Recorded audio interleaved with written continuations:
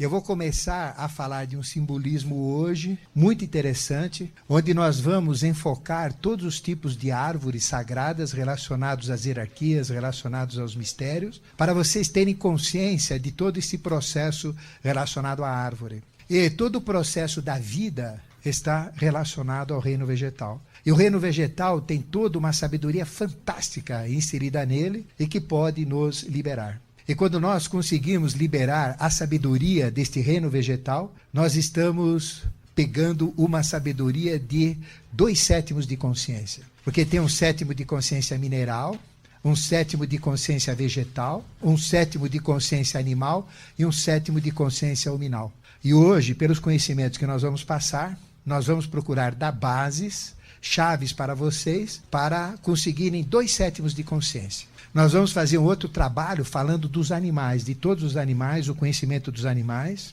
E depois vamos fazer uma que seria o conhecimento dos homens, que seria uma síntese de toda a filosofia, podemos dizer, de todos os mestres, o que eles pensam, o que eles seguem, para a gente ter toda essa chave do conhecimento. E hoje, então, nós vamos falar a primeira parte desses simbolismos. Então, nós vamos falar da árvore, o simbolismo da árvore. Bom, a árvore realmente é um simbolismo fantástico e um dos mais importantes que tem. Se nós olharmos simplesmente uma árvore, o que ela é? É um vegetal lenhoso, tendo um tronco alto, eu estou falando das árvores de porte, e que se ramifica acima do solo. Desde o arbusto, que é uma árvore pequena, até a gigantesca sequoia. E a sequoia é a maior árvore que nós temos hoje no nosso planeta. Houve épocas evolutivas onde tudo era grande, principalmente na fase anterior à nossa, que era a fase chamada Atlante, e anterior ainda da fase Atlante, que nós chamamos Lemuriana, as árvores então eram enormes. Uma árvore de 100 metros era uma árvore anã. Então existiam árvores de 150 metros, 120 metros, 200 metros, grossas, enormes, pesadas, porque naquela época evolutiva, não só as árvores eram grandes e pesadas, mas como tudo era pesado na natureza. Os animais eram grandes. Na época do paraíso, que eu vou falar hoje, nós temos 4,30 metros de altura, para vocês terem uma ideia. Hoje, vocês conhecem alguém que tem 4,30 metros? Não, né? Então veja que tudo era grande, tudo era proporcional. E à medida que a evolução foi acontecendo, tudo foi se amoldando e hoje a árvore mais gigantesca é a própria sequoia. Mas atrás da árvore, de todo o simbolismo dela, nós temos grandes mistérios e uma possibilidade enorme de conhecimentos. E existe, portanto, dentro do ocultismo, todo um simbolismo. E existe uma árvore padrão. E se nós conseguirmos canalizar com esta árvore padrão, nós teremos todo o conhecimento do reino vegetal e todo o conhecimento do reino mineral dentro de nós. É uma coisa fantástica, fabulosa. E existe um animal padrão também. Se nós conseguirmos canalizar esse animal padrão, teremos 3 conhecimentos. Todo o conhecimento do animal, do vegetal e do mineral. E se conseguirmos canalizar o homem padrão, nós teremos conhecimento não só do homem, mas também dos reinos inferiores. Mas vamos começar a falar da árvore. Então existem muitas tradições que falam da árvore, existem muitos simbolismos e ela consta praticamente em todos os livros sagrados. Todo ser especial, todo Manu, todo Avatara, ele sempre está conectado com uma montanha e sempre está conectado com uma árvore.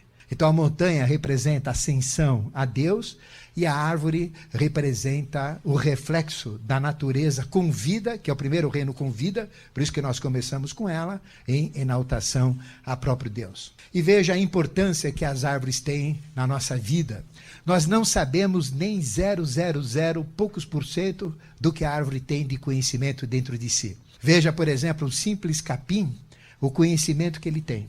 Porque como nós falamos, quando nós falamos sobre o Sol, da mandala solar, do Sol, dizendo que o conhecimento está nas coisas e que nós, seres humanos, somos pensadores ou extratores do pensamento que existe nas coisas, ou seja, o homem não cria nada, o homem simplesmente extrai o conhecimento que já existe e com pensar, com as capacidades mentais, ele usa os próprios conhecimentos. Então todo conhecimento que está inserido dentro do reino vegetal, o homem sabe muito pouco. Então veja, um simples livro, uma simples apostila, tudo que vocês escrevem, atrás disso, antes do homem existir, isto já era possível existir dentro do próprio reino vegetal, porque o papel vem do reino vegetal. Todas as resinas, todos os combustíveis, todos os produtos. Então, a árvore ela tem uma importância prática muito grande.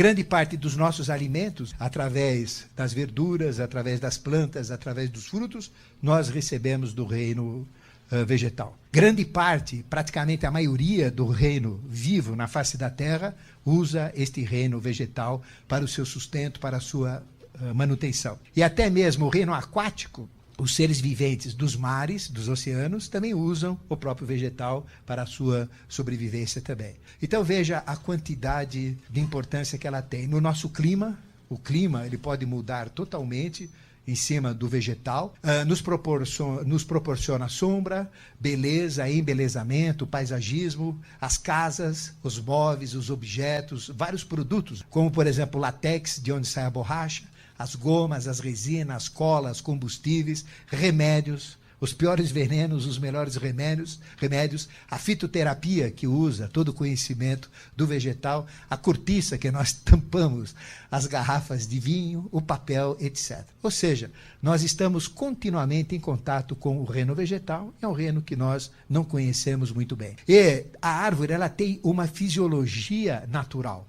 O que é uma árvore? A árvore nada mais é do que a própria terra. É uma terra misturada com vida. Se nós fôssemos magos, alquimistas, o que a gente faria? Pegaria um punhado de terra, punha numa maçaroca, numa panela, misturava com um pouco de água, pegaria um pouco de vida, imagina que desse para pegar vida, prana, misturasse e faria uma mistura dos três, nasceria uma árvore. Então a árvore é uma terra com água, com vida. E o sol, que representa a vida de todo o universo, é quem dá a vida à própria árvore. Então existe uma fisiologia muito grande atrás da árvore. Quando nós temos o conhecimento da árvore, nós temos automaticamente o conhecimento da fisiologia humana. Toda a nossa fisiologia, ela é baseada no reino mineral.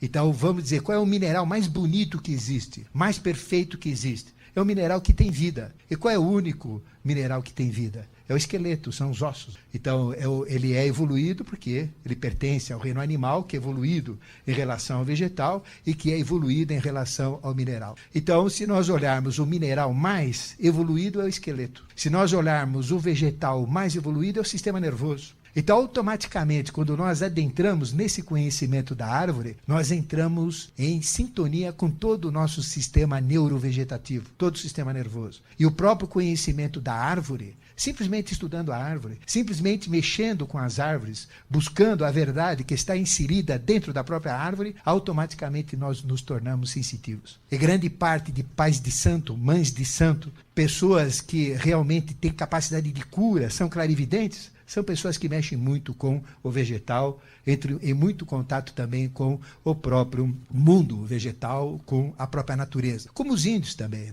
A gente sabe o poder da pagelança, o conhecimento que eles têm. Os animais, eles têm dentro dos seus instintos esse conhecimento que nós perdemos ao longo da evolução. Então nós deveríamos sentir o cheiro do vegetal e pela forma que o vegetal tem, nós deveríamos saber para que ele serve.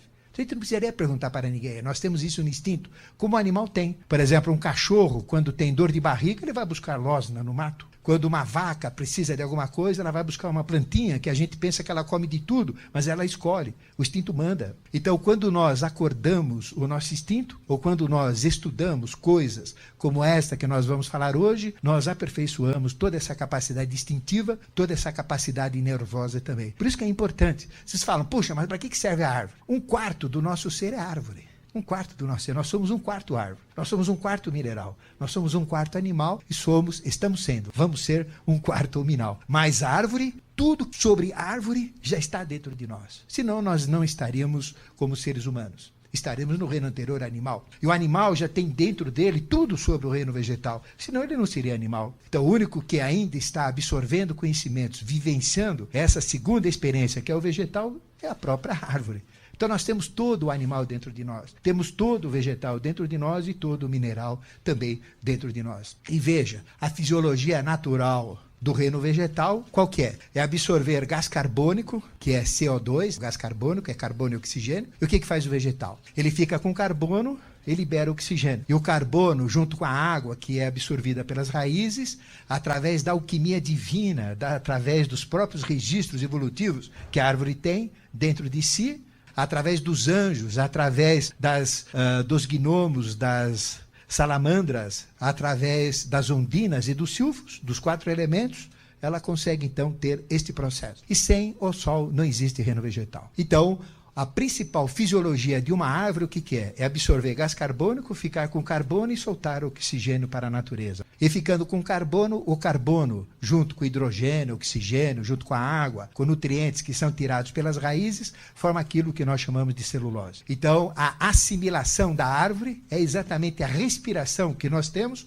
no nível da própria árvore. E o que faz a árvore? Joga oxigênio para fora. E quem quebra oxigênio, quem que é? É exatamente o sol. Porque o gás carbônico é oxigênio grudado com o carbono. E através da fotossíntese, a energia do sol quebra este agregado de carbono e oxigênio e separa o carbono e libera o oxigênio. E ela, então, a árvore solta, de uma maneira geral, oxigênio para a natureza. Esta foi a segunda experiência. Mas aí teve um animal. E o que foi feito para o animal? Isso é importante entender. Deus fez o quê? Qual é a energia que uma árvore usa? É muito pouco, porque é a energia que ela absorve do sol. Por que a árvore é verde? A maioria das plantas são verdes e não são azuis, não são amarelas ou não são violetas. Por quê? Porque o verde é a faixa central que capta a maior vibração do sol. Então, se nós pegarmos o centro do espectro solar, o verde representa a cor ideal. Então, qual é a melhor cor para nós resistirmos ao sol? Para um ser vivo resistir às forças solares. É a cor verde, por isso que o vegetal é verde, que absorve o espectro central da luz, que é verde. Então, dentro desse aspecto, Deus criou uma segunda hierarquia, e essa segunda hierarquia criou, então, esse reino vegetal. Depois, Deus criou uma terceira hierarquia, e essa terceira hierarquia criou o reino animal. E qual é a diferença que tem do reino animal com o reino vegetal? O reino mineral é só terra. O reino vegetal é uma mistura de terra, água e vida. Se vocês conseguirem misturar os três, vocês geram um vegetal, magicamente falando. E o que é um animal? É igual, não tem diferença. Animal é exatamente uma árvore solta na face da terra. Ele tem uma mistura de terra, de água e de vida, mas não presa na terra com as raízes, solta. E por que o animal é solto? Exatamente para ser uma experiência mais evoluída. E o animal é solto porque tem os instintos. Então, para fazer o animal, o que eu tenho que fazer? Mais coisas. Eu tenho que pegar terra, água, vida e adicionar mais alguma coisa naquela panela. Adicionar o quê? Sentido, sentimento, emoções, instintos. Ou seja, adicionar astral. Então, além de ter terra e água, que são físicos, eu teria que colocar vital e tenho que colocar astral. Então, se eu conseguisse captar astral, misturar com vital, misturar com terra e água, eu teria, então, o animal. E assim que Paracelso fazia seres artificiais. E é possível criar seres artificiais, como todos. Aqui nessa sala, não teve ninguém que deixou de criar seres artificiais. Todos nós criamos, numa época chamada Atlântida. Nós criávamos esses seres. Era tecnologia. Hoje a gente fala da Dolly, a gente fala de clonagem. Isso nós já fizemos. Estamos carecas de saber fazer e fizemos de muito disso. Então, através de toda a tradição, os faunos, os silfos, os silvestres, nada mais são do que estes seres que nós mesmos criamos. Então é possível. Paracelso, através do esperma, ele conseguia fazer homúnculos artificiais que duravam um mês. Chegavam até 2 meses, mas eram raros. Eram verdadeiros monstrengos. Homúnculos são homens pequenos, seres pequenos, parecidos com o ser humano, mas eram monstrinhos. Mas duravam uma semana. E tinha que ter muito esperma, já viu a dificuldade. Então ele pedia auxílio para todo mundo, então era complicado. Guardava no gelo, tinha que ter gelo, na época não tinha geladeira. Mas através do sangue é muito mais fácil. Usando o sangue, e sangue tem um potencial terrível, um potencial de magia fantástico. Não existe nada mais mágico, nada mais poderoso dentro da magia do que o próprio sangue. Porque veja, o sangue dentro do útero de uma mulher faz o quê? Transforma o próprio sangue, as células sanguíneas, em osso. Então, como é que é possível uma mulher gerar um osso dentro dela? É o sangue. Como é que é possível gerar cabelo, gerar olho, gerar fígado, gerar células, gerar um ser humano inteiro? Não é complexo isso? Mas caramba, se uma mulher dentro dela, comendo pizza, macarrão, nhoque, picanha, polenta e etc., se ela consegue gerar um filho dentro dela, é porque existe uma magia. E se existe dentro dela, também pode ser feito fora. Só que a mulher consegue, naquele processo, ter as forças construtivas. Tem a força vital através da placenta, ela tem toda a força astral, que é dela mesma, passando o seu astral para o próprio bebê em formação. Então a mulher faz o processo de magia. E não é só a mulher, homem também faz. Não hoje, né? Hoje complica. Mas em outras encarnações, quando nós fomos mulheres, com certeza parimos filhos muito mais bonitos que o que vocês pariram ou vão parir. Então veja, o reino animal nada mais é do que o reino vegetal. Ou seja, terra, mais água, mais vida, mais astral. Porque animal tem astral. Então, quando nós absorvemos esse conhecimento e levamos esse conhecimento numa outra dimensão, esse conhecimento não está na dimensão física, ele está na dimensão etérica. Por isso que é difícil captar. Mas quando nós, através do processo mental, captamos esse conhecimento da árvore, que é etérico, e depois conseguimos pegar esse conhecimento e captar conhecimentos do astral e encorpar, aí tudo isso flui como um grande conhecimento. Então, veja, o que fizeram as hierarquias? Simplesmente pegaram uma árvore e fizeram uma árvore solta, e o resto colocaram para essa árvore ficar solta. Então o que é o animal? Animal é uma árvore, gente. Não tem dúvida nenhuma. O homem é uma árvore. Só que é uma árvore muito mais evoluída do que o animal. Mas o animal é uma árvore. Tem árvore simples. Para você pegar uma minhoca, parece o quê? Parece um capim. Mas se você pegar um leão com toda aquela juba bonito, parece um Caetano Veloso, mas ele é muito mais caprichado. Então não tem diferença do animal para o vegetal. Simplesmente é o astral. Sentidos, sentimentos e emoções. E por que Deus colocou sentidos, sentimentos e emoções? Porque se o animal é uma árvore solta, então essa árvore tem que ter o tato para sentir onde pisa. Ela tem que ter o olfato para sentir o que vai comer. Tem que ter audição para fugir de um outro tipo de árvore contrária a ela. Tem que ter visão, porque senão cai tudo no precipício, cai tudo no buraco. Então aí surgiram os sentidos. E a energia que este animal, essa árvore solta tem? Não é mais aquela energia que a gente falou, que é a energia da fotossíntese do sol. Mas tem que gerar energia, que são as calorias. Por que o animal tem que comer X para ter X de caloria? Exatamente para gerar a energia. Senão já pensou o tamanho de uma pilha que a gente tinha que entuchar dentro de um elefante, por exemplo? Dentro de hipopótamo? Mas não, ele gera energia. Por que ele gera energia? Porque é uma árvore inversa da árvore que está fora, porque a árvore dele é dentro, está dentro dele. E a árvore que está viva, o centro da evolução do animal qual que é?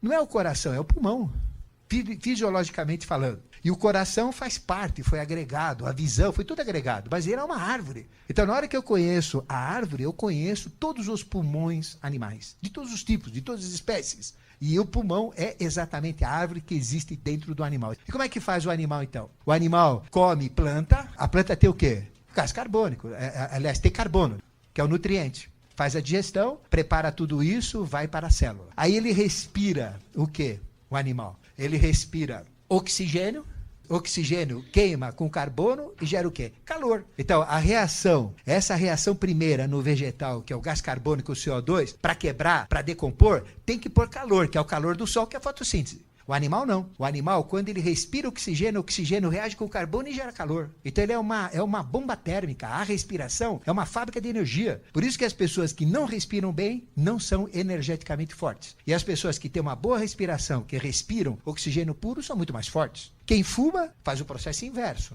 Ele não tem a mesma resistência de quem não fuma. Nada contra quem fuma ou quem não fuma, é livre-arbítrio. Mas eu digo, o animal respira oxigênio vai no sangue, vai na célula, reage com o carbono, gera o calor esquenta o sangue, dá energia e o animal tem energia para correr, para andar. Então por que o animal come? O animal come exatamente como o vegetal come pelas raízes, extraindo, mas come pouco. Demora muito para crescer. O animal não, cresce logo, porque ele come bastante. E o que ele come vai para o sangue, vai para a célula e reage com oxigênio, forma gás carbônico. E o que o animal faz? Joga gás carbônico para fora.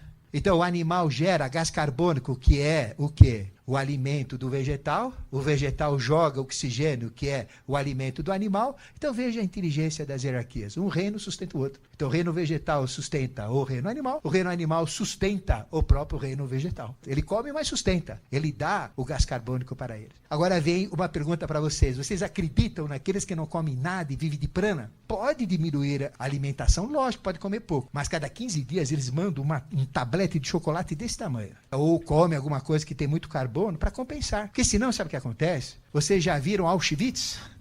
Aqueles que estiveram presos em Auschwitz? Os nossos irmãos judeus, o que aconteceu com o nazismo? Simplesmente viravam pele em cima de osso. Por quê? Consome. Se você não dá comida, automaticamente tudo que você tem de carbono é consumido pela respiração. Agora, esses que fazem essas práticas são gordinhos, rechonchudos, energéticos, não é bem assim, não. Então, existe isso. E eles têm que ter carbono. Ou é mel, não precisa comer como a gente, ter refeições. Isso não precisa mesmo. Mas tem que colocar carbono no corpo deles. Senão morre. Senão ele se decompõe automaticamente. Então veja, isso é importante vocês saberem. O reino vegetal nada mais é do que o mesmo reino animal. Só que ele está como pulmão. Então o que é pulmão?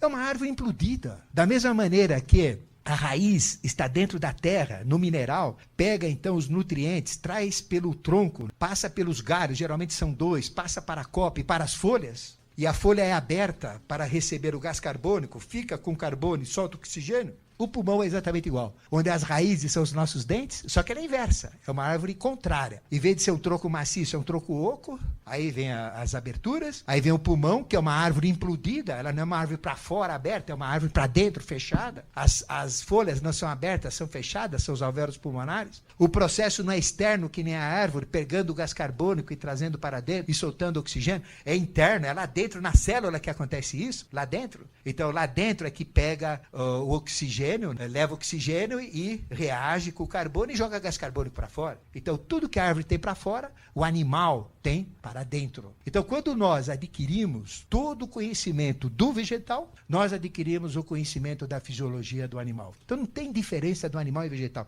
É exatamente igual, só que no nível mais evoluído. Então, se eu tenho conhecimento do vegetal, eu somo uma terceira coisa chamada astral, sentido, sentimento, emoção, instinto, pronto, eu já tenho domínio sobre todo o animal e tudo vem por acréscimo. Tudo vos será dado por acréscimo. Então, fumo, por exemplo. Quem é que fuma? O que ele faz? Ele joga gás carbônico para dentro. Ele faz o inverso do que o pulmão deveria fazer. Por isso que ele tem menos vida. Por isso que cada cigarro são alguns minutos de vida que a pessoa deixa de ter. Agora, é contrário, ele sabe. Então, deixar de fumar é a coisa mais fácil.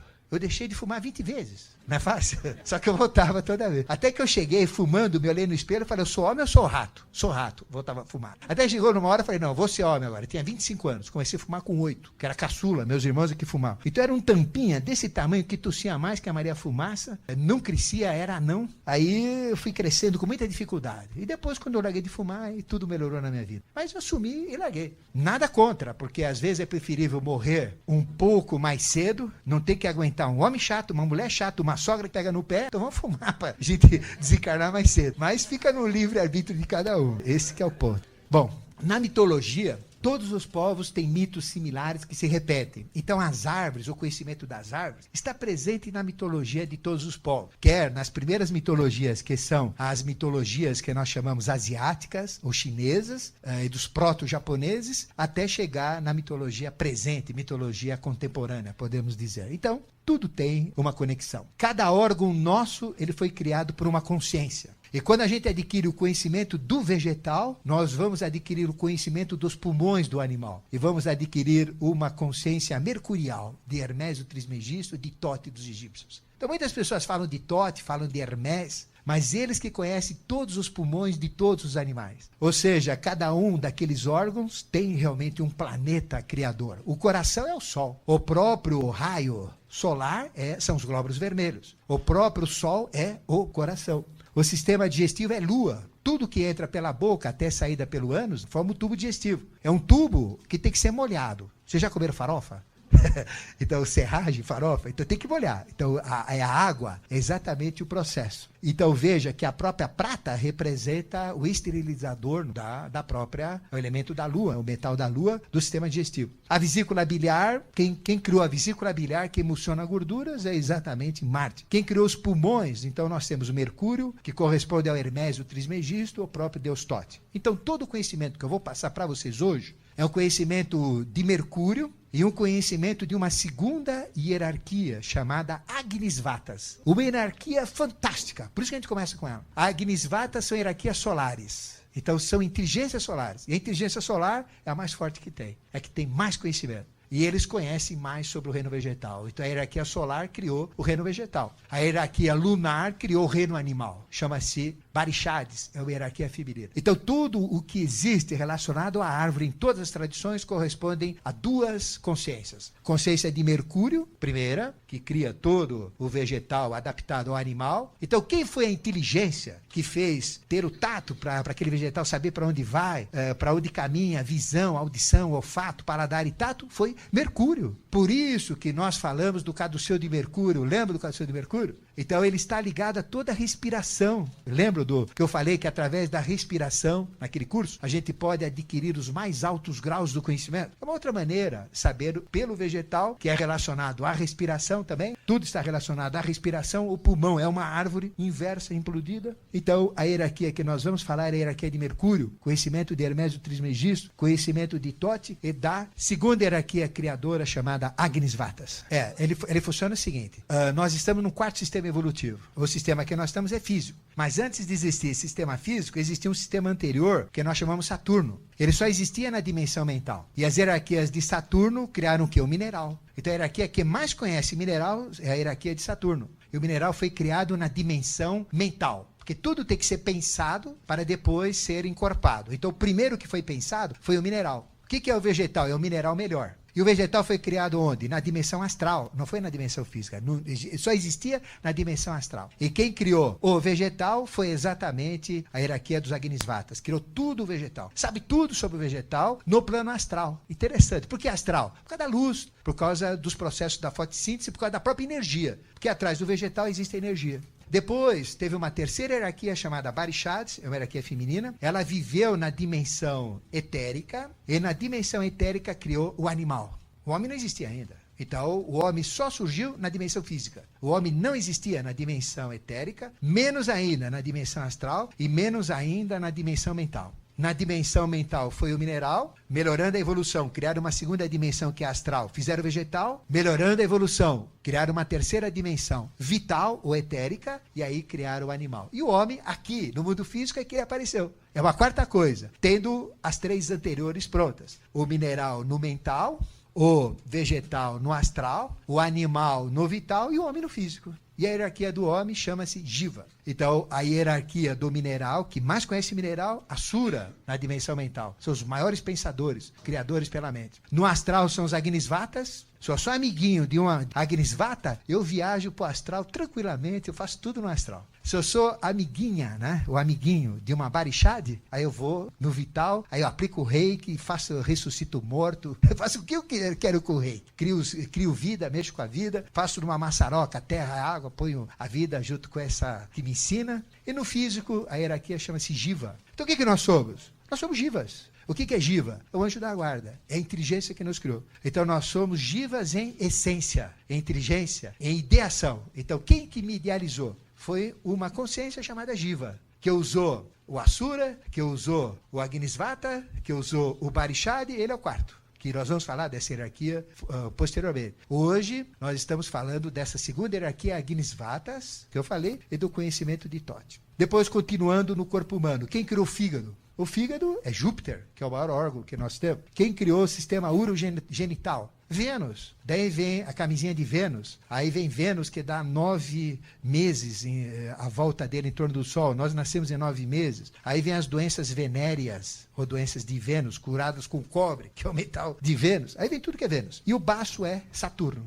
que representa o acúmulo do nosso sangue e da nossa energia. Então veja que atrás desses 7 sistemas, o pulmão é o central. O pulmão é importante, importantíssimo dentro da evolução. E atrás da fisiologia existe a influência maior, portanto, de Mercúrio. Na homeopatia, na medicina primordial, qual era o remédio dos pulmões? Era Mercúrio. Sempre foi Mercúrio o remédio do pulmão. E veja que na própria mitologia nós temos Deméter, a mãe da natureza, que é a própria vegetação. Então a vegetação é a deusa Deméter. Por isso que o grego adorava Deméter como sendo a própria natureza manifestada como a sua mãe primordial. É a própria terra. E ela fica sentada ao lado da árvore da vida, que é um dos maiores mistérios que eu vou passar hoje para vocês. Eu nunca falei isso antes. Árvore da vida é o maior segredo que a gente tem que buscar.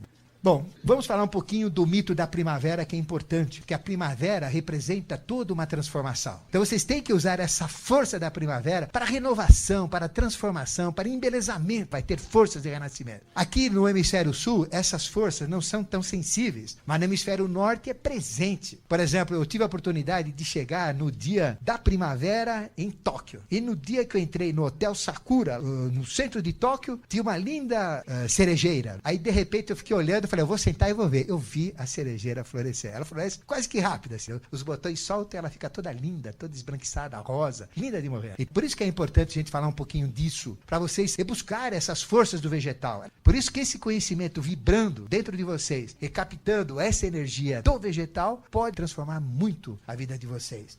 É uma força de embelezamento, é uma força de criação, é uma força de transformação, é uma força de renovação, é uma força de jogar tristeza, mágoa, doenças, azares, tudo para fora e mudar a cabeça, mudar a vida, mudar a maneira de ser. Então veja, nós temos Deméter, a mãe natureza. E Deméter tem uma filha, ela chamava-se Core. Muito bonita, linda de morrer, uma gatinha. E ela estava lá pegando flores no mato e de repente Plutão estava de olho nela, o deus dos infernos, abriu uma brecha e ela caiu lá para dentro. Ela deu um grito, ai!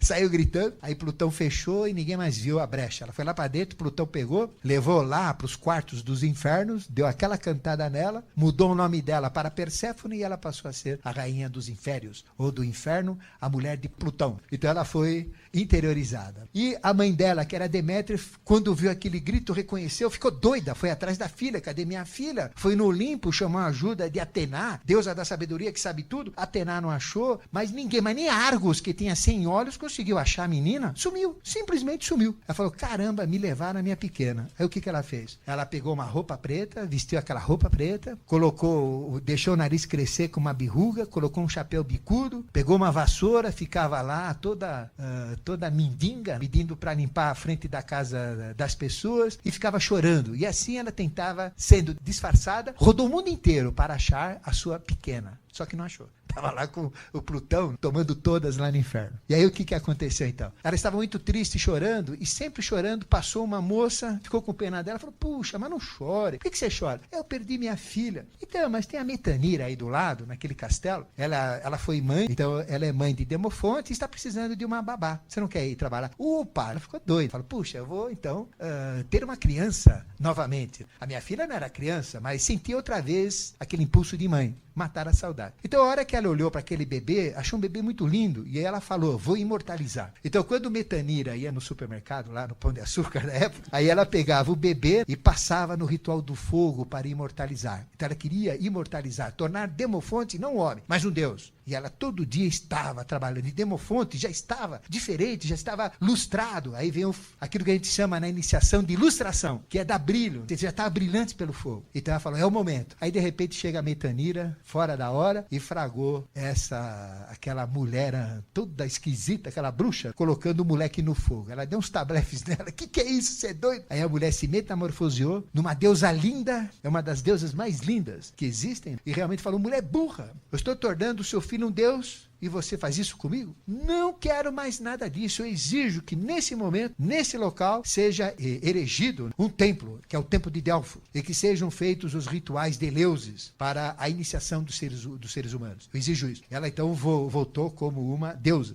E falou, quer saber de um negócio? Eu enjoei desse negócio de bruxa. Não faço mais nada. Não trabalho mais, e cruzou os braços. Aí a terra, como já estava meio campengando, aí começou a ficar com a vegetação fraca, começou a ficar tudo amarelado, careca na superfície. Aí Zeus ficou preocupado, falou, caramba, o que Deméter está fazendo? Ela falou, não trabalho mais enquanto a minha filha não aparecer. Você não é Zeus? Então, vai cuidar do que é seu. Então, resolva o problema quando eu volto mais a trabalhar. E a terra estava ficando careca, triste, sem mais nada. Aí então Zeus, muito esperto, desceu lá nos inférios e fez um acordo junto com Plutão. E concordaram que a cada 3 meses ela vai vir na face da terra e fica com você. Depois ela volta lá para dentro, para os inférios. Então a consciência que traz embelezamento, crescimento, flores, natureza, frutos, é Perséfone, ou Core, o nome antigo. Então, aí o que fez a mãe dela? Preparou a terra, que estava careca, sem nada, e deixou a terra florida, linda, cheia de flores. Nunca houve primavera. Foi a primeira vez que nasce a primavera. Aí que surge a primavera. Aí a natureza ficou bonita, então vem Core, que ela é a própria primavera. primavera. E trouxe a primavera como filha de Deméter.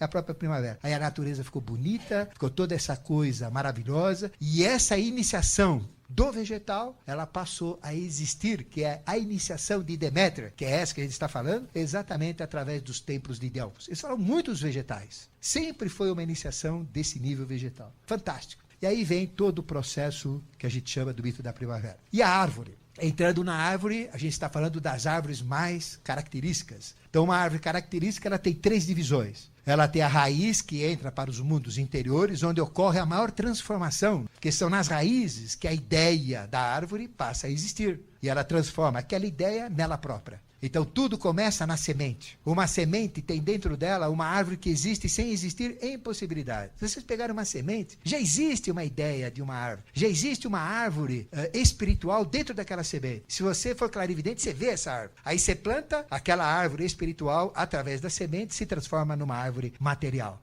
E a semente está dentro da terra, onde forma o embrião da raiz. Então a raiz representa o espiritual, representa os mundos interiores, os mundos ocultos, os mundos das transformações do espiritual para o material. É a grande transformação que existe. Então aí vem o poder da semente se transformando em raiz, surgem os primeiros tentáculos e lá ela se transforma na própria árvore. E a ideia, ou a árvore que existe sem existir, através da semente se transforma na árvore física. Se vocês pegarem, como eu já falei dos cursos anteriores, se vocês pegarem um saco de 50 quilos de uma semente pequenininha, semente de mostarda, por exemplo, pequenininha, a menor semente que tem. Se vocês pegarem aquela sementinha, cada uma tem uma árvore diferente da outra, mas de uma mesma espécie, mas são diferentes. É a ideia que vai criar, através daquela mostardinha, uma mostarda verdadeira.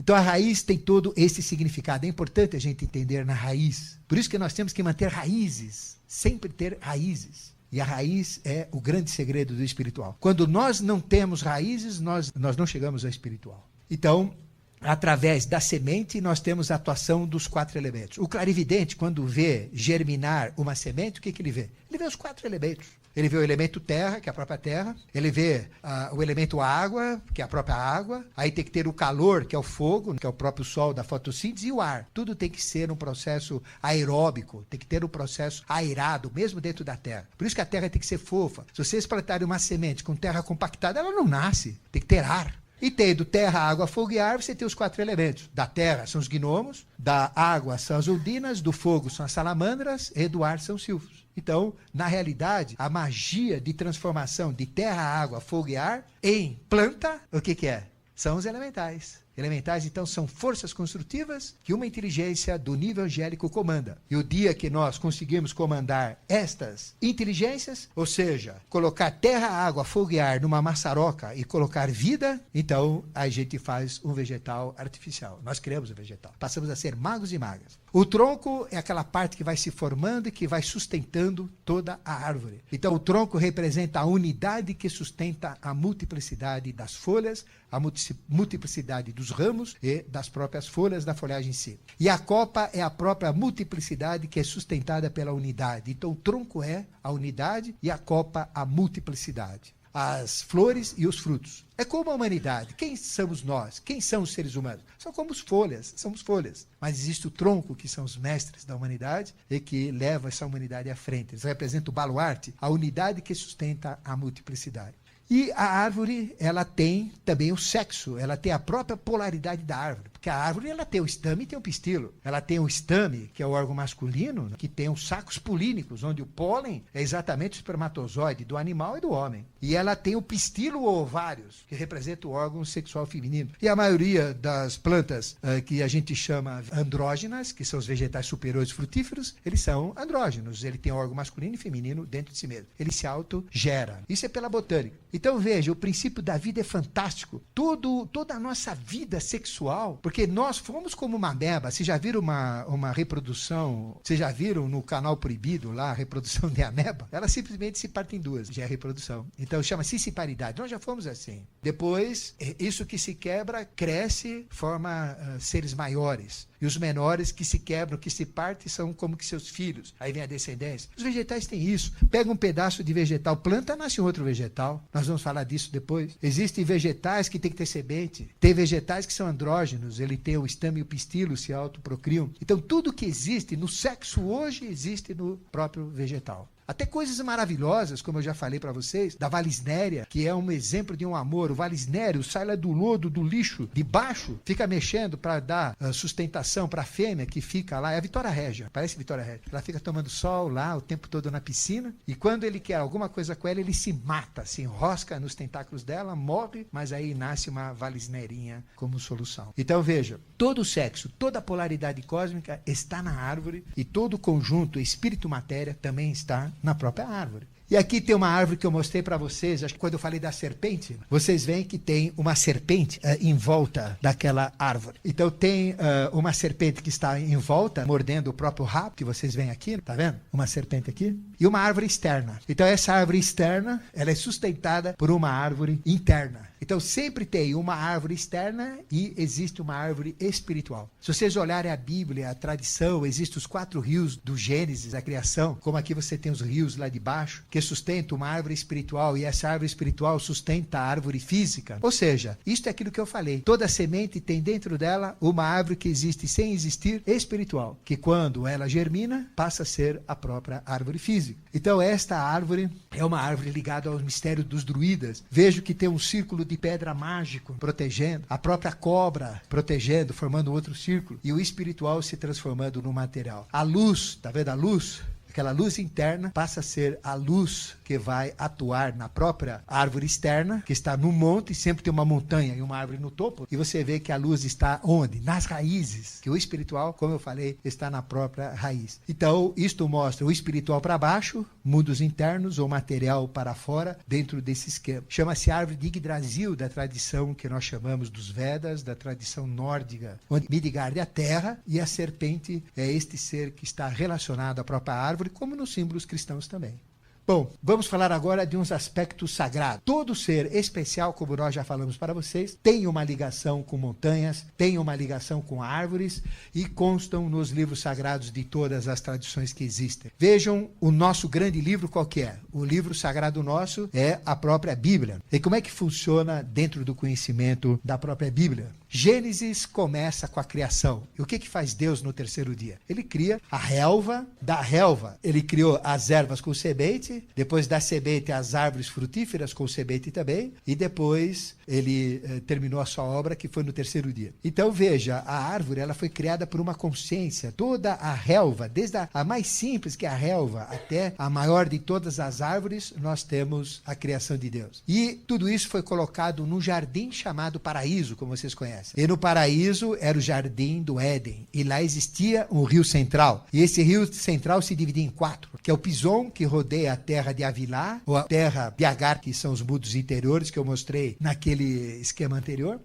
onde há ouro, obidélio e ônix. O Gion, que rodeia a terra de Cush, que é uma terra segunda, é um mundo que a gente chama de Duat, e depois o Tigre e o Eufrates, que são esses 2 rios que ladeiam Bagdá, que hoje está na maior encrenca. Então isso está na Bíblia. E existiam neste jardim 2 árvores centrais e 2 árvores sagradas que o homem estava proibido de mexer, proibido de tocar. Quais eram? A primeira era a árvore da vida. Então o homem não podia tocar na árvore da vida, porque se ele tocasse na árvore da vida, ele adquiriria a imortalidade. Então, como que a gente pode adquirir imortalidade? Simplesmente buscando a árvore da vida. Se eu conseguir tocar na árvore da vida, conhecer a árvore da vida, eu adquiro a imortalidade. E a segunda árvore era a árvore do conhecimento do bem e do mal. Vocês conhecem a famosa árvore do conhecimento do bem e do mal. O que aconteceu então? Tudo isso era proibido, não podiam nem chegar perto dessas árvores. Mas apareceu uma mulher, e a mulher é sempre encrenca, porque tudo que envolve evolução tem uma mulher atrás, né? A mulher mexe em tudo, a mulher apronta tudo, a mulher muda tudo, e a mulher começou a mexer com a evolução. Por isso que a evolução é feminina.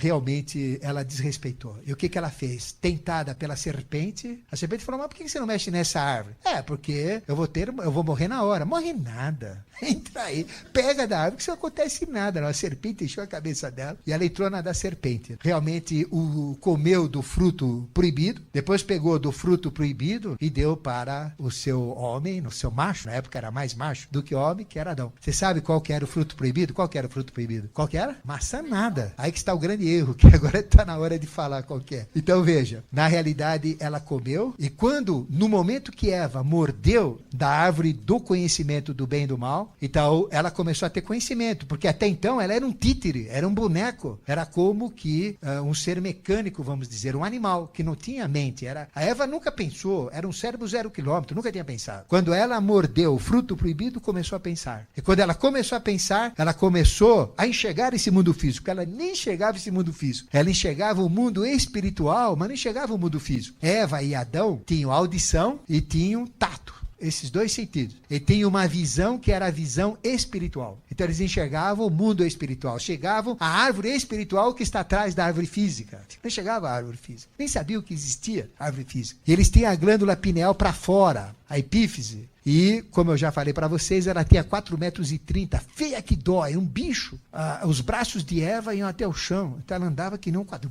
Dando assim, para trás, vai para trás. O pé dela era que nem uma pizza enorme, daquelas pizzas enormes, chata. E tudo aberto, tudo arreganhado. Bicho feio mesmo. Então veja, essa Eva então, feia que nela era, mordeu do fruto proibido. E o que aconteceu então? Na hora que ela mordeu o fruto proibido, ela deixou de ser cega. Enxergou. Então ela começou a enxergar o mundo físico. Então a consciência dela saiu do espiritual e caiu no material. Ela passou a ter 3 sentidos. Passou a ter o quê? Tato, a audição e a visão. E perdeu o outro sentido espiritual, porque ela descumpriu a ordem de Deus. Então deixou de ser clarividente. Depois essa glândula chamada pineal ficou cega, e como não tinha mais função, ela foi embotada, foi lá para dentro. Os olhos de Eva ficavam aqui, um de cada lado da cabeça, vieram para frente, tudo foi fechado. Eles eram andrógenos, não como que andrógenos, jogava aquela bola de material vital no chão, daquela bola de material vital que escorria e formava essa bola na frente dela, nascia um ser tão feio igual aos pais. Eram andrógenos, Eva era andrógeno. E Adão e Eva tinham contato com os animais naquele momento, como a própria Bíblia diz. E aí o que aconteceu? Mordeu, ficou cega, espiritual. Passou a enxergar o mundo físico, ter a visão. E a hora que ela se viu, caiu a mente.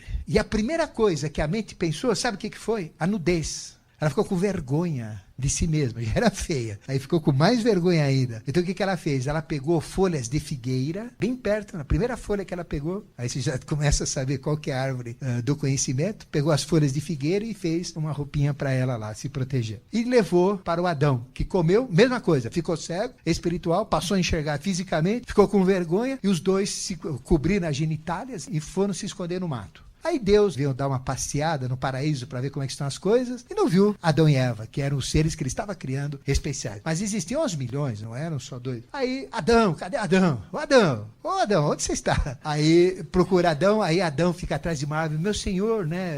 Mas por que está escondido? Estou com vergonha. Então Deus na hora fala, então você comeu do fruto proibido. Aí chamou a serpente, deu uma dura nela, porque que ela enganou a mulher, e falou, daqui para frente você e a mulher vão ser inimigas. Por isso que a mulher tem ojeriza da serpente, não suporta a serpente. Fala da serpente que rasteja. Então, a mulher tem ódio da serpente, não gosta da serpente. Então, aí surgiu o ódio da mulher e da serpente. E aí vem a própria expulsão do paraíso, que é perder o contato com o espiritual, com o sagrado e entrar no contato material. E o que fez Deus, então? Expulsou, deu aquela bronca e ficou com medo que eles pegassem, sem pensar, sem nada, uns bichos, mais animais que seres humanos. Então ele falou, não, você não vai ficar aqui não. Então ele proibiu e colocou querubins em todas as passagens e fez uma espada flamejante, que é uma espada tortuosa, que pega fogo e fica ciscando em todo lugar. Quem passa, corta. E fica rodando em volta de todas as entradas e em volta da árvore da vida. Então Deus não queria que eles também mexessem na segunda árvore, porque no Gênesis tem 2 árvores. No final, no Apocalipse, tem uma só, como vocês vão ver. Isso é muito interessante. Então Deus colocou os querubins no Oriente, isso daqui diz onde começou a evolução no Oriente para o Ocidente, e uma espada flamejante e revolvente por todos os lados para guardar os caminhos da árvore da vida. Então veja, qual que era essa árvore do paraíso? Era uma macieira? Não. A macieira, ela vem através de um processo pagão. Depois os religiosos, para pegar o conhecimento pagão, fizeram uma maçaroca ali e usaram a maçã. E aí vem todo o processo da maçã, como a gente fala, e é tradicionalmente aceito como maçã. Mas na realidade, a árvore do paraíso é uma figueira. A verdadeira figueira. Se vocês estudarem a Bíblia profundamente, é uma figueira. Então o figo era a árvore proibida. E a figueira representa o primeiro estágio de todas as simbologias da árvore. Quando nós entramos na figueira, nós começamos a entrar nas demais árvores. Então a figueira é a entrada. Por isso que determinados seres, como o nosso querido, eu falo querido porque eu conheci bem, quando eu era monge trapista, o Trigueirinho, tudo que ele fala sempre dessa figueira. É alguém que tem consciência. Era para ser um ser de altíssima função atualmente. Quis seguir um caminho próprio, particular, mas é um grande ser que vale a pena a gente conhecer e estudar, né, o Trigueirinho. E chama-se Figueira, o local dele. Então tem sempre essa figueira. Existe a figueira, que é um primeiro nível, existe a videira, que é um segundo nível, e a macieira, então, é mais mitológica, mais popular. Então existem duas árvores importantes para vocês estudarem. Uma é a figueira e a outra é a videira. São dois pontos importantes, porque tudo começou com a figueira. Então, ela representa a árvore do conhecimento, a árvore do bem e do mal. Então, veja que atrás de uma simples árvore existe toda uma hierarquia, toda uma consciência espiritual atrás daquela árvore. A própria árvore, o que existe na árvore pode curar, pode matar, pode escravizar, pode libertar. Então veja, a humanidade hoje está perdida onde? Nas drogas, nas inas, heroína, cocaína. E de onde vem isso? Alcaloides. De onde vem os alcaloides? Do vegetal. Então todos os vícios da humanidade estão no vegetal. Porque o animal se nutre do vegetal. E quando a gente parte para este tipo de coisa, esse tipo de droga, nós estamos nos aproximando do animal. Então o ser humano normalmente nunca poderia adentrar no mundo das drogas, nunca. Quando ele faz isso, ele está descendo de nível para o animal, sejam elas quais forem. E aí vem todo esse processo desse conhecimento oculto da própria árvore. Veja, em Gênesis, no início, são duas árvores. A árvore do conhecimento do bem e do mal e a árvore da vida. Quando você chega no final, que é o Apocalipse, lá no final da Bíblia, tem uma árvore só. Só que essa árvore, ela ocupa os dois lados do rio. Aqui era uma árvore de cada lado do rio. A árvore do bem e do mal do conhecimento, do outro lado, a árvore da vida. Já no paraíso, na Nova Jerusalém, no Apocalipse 22, 21 e 22, a árvore que tem é uma só, que ela nasce dos dois lados, ou seja, uma árvore andrógena. A mulher virou homem, o homem virou mulher, é o próprio androgenismo. O floral, na realidade, a flor, ela representa todo o aspecto animal, porque a flor é o fruto, a flor vira o fruto. Então o animal, ele come o fruto. Nós comemos mais frutos. O fruto é o que chama a atenção dentro de um vegetal. São as flores, os frutos. Veja, quando nós queremos tocar no emocional de uma pessoa, o que a gente faz? Você dá rosa. Quando alguém morre, rosa para ir numa outra vida. Quando a gente casa, rosa. Se quer ser charmoso, no baile da quarta idade, é o cravo aqui na lapela. Tem uns que são exagerados, foi o Mortenser. Mas as flores mexem com a emoção. Você quer mexer com uma mulher, dá uma rosa para ela. Mexer com o homem, dá um cravo para ele, dá um girassol, sei lá, depende do homem.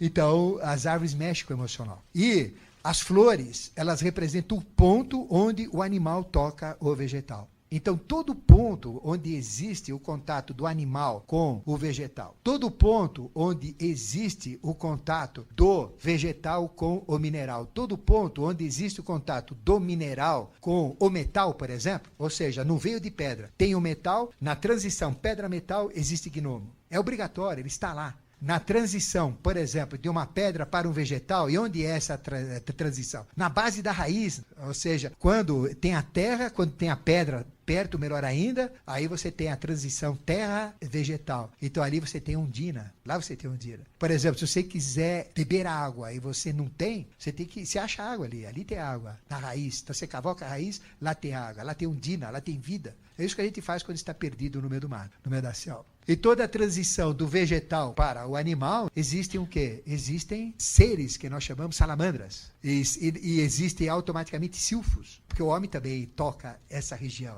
Então, o que tem atrás de um floral? Atrás de um floral, ele é muito mais forte do que o mineral ou do que o vegetal, porque ele tem o toque do animal. As abelhas, os pássaros, os insetos, eles tocam. Então, aquela parte do vegetal que é o fruto, veja, tem as larvas, tem os bichinhos que entram nos vegetais, que nem bicho de goiaba. Então, o animal está nessa região, junto com o animal. É onde é a região nobre, a região que tem mais força, tem mais energia, que tem mais forma, que tem mais cores. Então, automaticamente, as plantas, como flores, mexem no nosso emocional. Daí vem a grande verdade dos florais de Bach. Então é um floral que liga ao emocional. Então, por exemplo, se você usa florais de Bach, você vai atuar onde? Em cima dos emocionais. E grande parte das doenças que se somatizam, elas são devidas ao próprio emocional. São sentidos, sentimentos, emoções, preocupações, problemas. Então você cura esse tipo de problema. A homeopatia usa muito esse tipo de coisa. Já as raízes não são florais. Chamam de florais, mas como é que é floral se é raiz? Mas eles usam raízes. Então a raiz já mexe muito com o espiritual.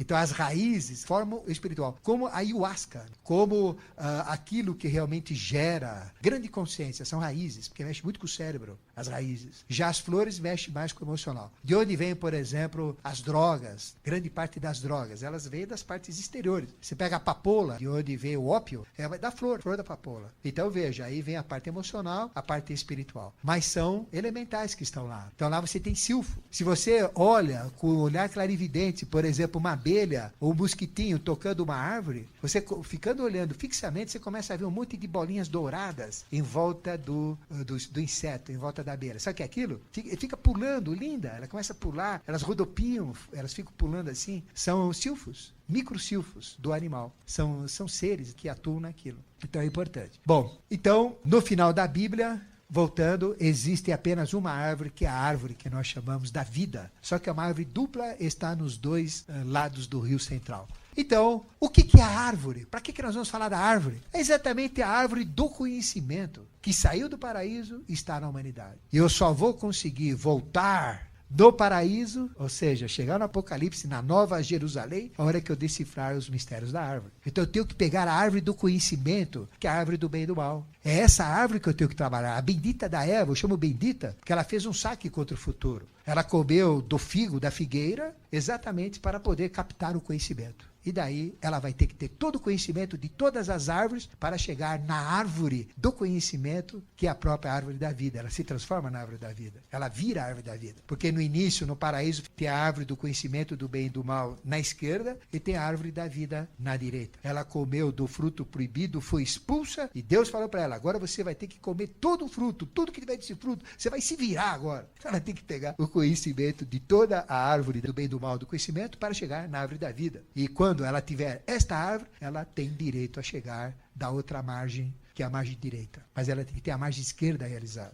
Então veja que no final da Bíblia existe uma árvore sagrada, a árvore da vida, a árvore do conhecimento do bem e do mal. É a árvore da própria evolução. Ela comeu do figueiro, vai ter que comer tudo quanto é fruta agora. Vai ter que mexer com todas as árvores, até chegar, pegar o conhecimento mesmo da árvore. Esse que a gente está dando hoje, mastigado para vocês. Que por castigo deve ser totalmente trabalhada até ser totalmente entendida. Bom, a árvore da vida é a segunda árvore. Ela está no início e no final da Bíblia, na Nova Jerusalém, a noiva do Cordeiro que desce dos céus. Está no Apocalipse 21 e 22. A árvore da vida está a ambas margens do rio de cristal, na praça central. A da esquerda é a da transformação da árvore do conhecimento na própria árvore da vida andrógena. Esta árvore da vida, eu falo da vida, produz 12 frutos. Um fruto a cada mês. E as folhas, elas são para curar as nações. Isso é o que diz o Apocalipse. Então, à medida que nós somos folhas, nós devemos trabalhar para a humanidade, curar as nações. Quanto mais folhas soltas nós somos, mais dentro da árvore da vida nós vamos adentrar. Por isso que existe uma hierarquia de adeptos, homens e mulheres, conhecidos como duijas,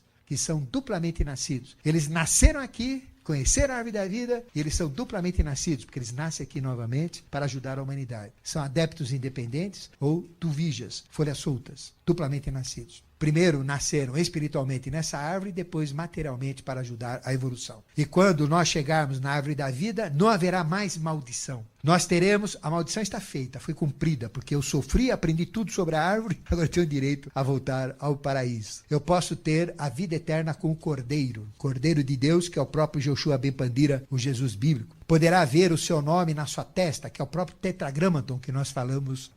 Não haverá noite, não haverá lâmpada, só luz eterna, ou seja, entra-se na própria consciência do sol. E o próprio Jesus diz, eu sou a raiz, a geração de Davi, a estrela da manhã, e a Nova Jerusalém, ela tem 12 mil estádios. Cada estádio tem 400 côvados, cada côvado tem 0,45 metros. Então, quanto que mede a Nova Jerusalém? 2.600 quilômetros de comprimento, 2.600 quilômetros de largura e 2.600 quilômetros de altura. Muitos dizem que é um UFO, que vai levar os escolhidos que adquirirem o padrão crístico para uma outra realidade, para um outro sistema estelar.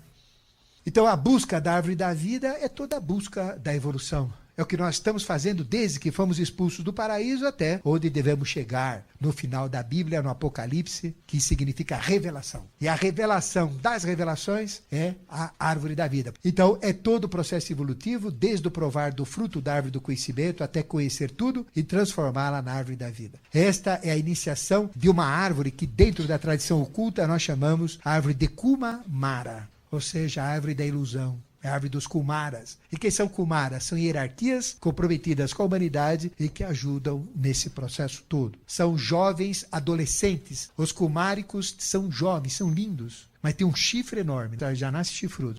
São azulados, grandes, enormes, bonitos, jovens de 16 anos. Então são Kumaras. Então se aparecer alguém assim, ou é festa de carnaval, ou é o Kumara propriamente dito. Mas são muito bonitos. Eu nunca vi um Kumara, mas já senti a presença dele. Mas tem um amigo meu que já viu bastante dele. Então, aí vem o Kumara para nos ajudar a chegar na árvore síntese. E essa árvore síntese, que é a árvore da vida, a árvore do conhecimento, ou seja, existe uma árvore que tem todo o conhecimento, que ela se transforma na árvore da vida, ou seja, permite chegar lá. Esta árvore chama-se árvore de Magzin Muni. Esta é a árvore de Magzin Muni, tão mal explicada por aí nas escolas de iniciação. Então existem 4 padrões evolutivos. Existe o mineral padrão. É uma pedra que, se eu tiver contato com essa pedra, eu sei tudo sobre o reino mineral. Essa pedra chama-se pedra síntese de Agzin Muni.